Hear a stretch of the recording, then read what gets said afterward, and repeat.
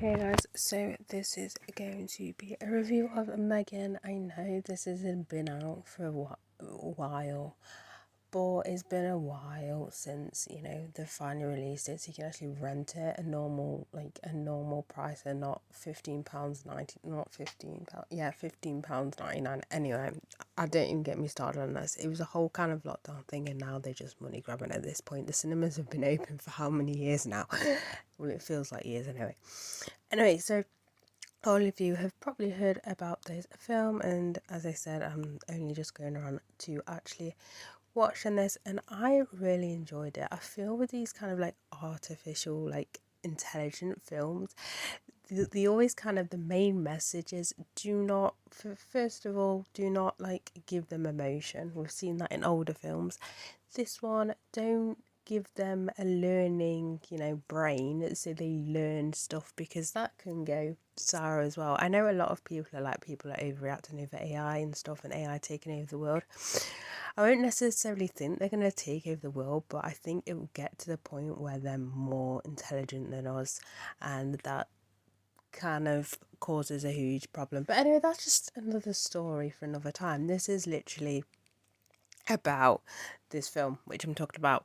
So it's horror, classed as a horror. It's kind of a horror thriller. I mean, it does get a little bit violent like near the end of the film, but for me it's more suspenseful, and I don't want to say I don't want to give like any plot away, but I feel like everyone's seen this film. But anyway, the way they kind of developed this, like the character of m3gan, even though she is a robot, you see her, her kind of personality change and get a little bit questionable, which I really like. What I also loved was how they built the how they built the relationship between m3gan and Caddy, the girl who's like the main character, who's being looked after by her mum's sister because of a tragic accident.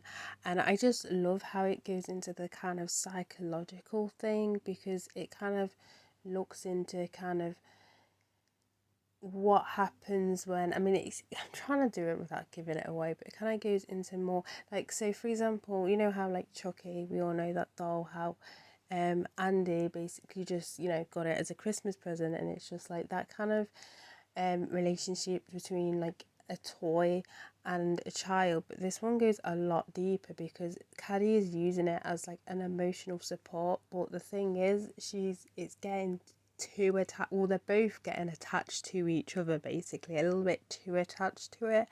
And I just really love the way they did, the way they just built that relationship up. But yeah, I really enjoy it. I mean, if you're a fan of kind of like more kind of gore, more like slasher, that sort of thing, you may not enjoy this. This is more of kind of like a psychological like horror kind of thing, which I really like. As I said, I think I mentioned before in like reviews and stuff, I don't normally just like the straight up slasher movies. I like, if like when it comes to like slashers or like horrors, I love it as well when it has some psychological like plot to it. I'm not usually a massive fan of films that are just full of like predictable jump scares, stuff like this. This is definitely something different, which I really liked. As I said, it's not going to be for everyone. If I was to rate this film out of 10, I'm gonna give it, what should I give it? I'm gonna give it a 9 out of 10. It's, as I said, I really enjoyed it. As I said, I love how it focuses so much on that relationship, on that kind of family kind of relationship, or should I say broken family relationship.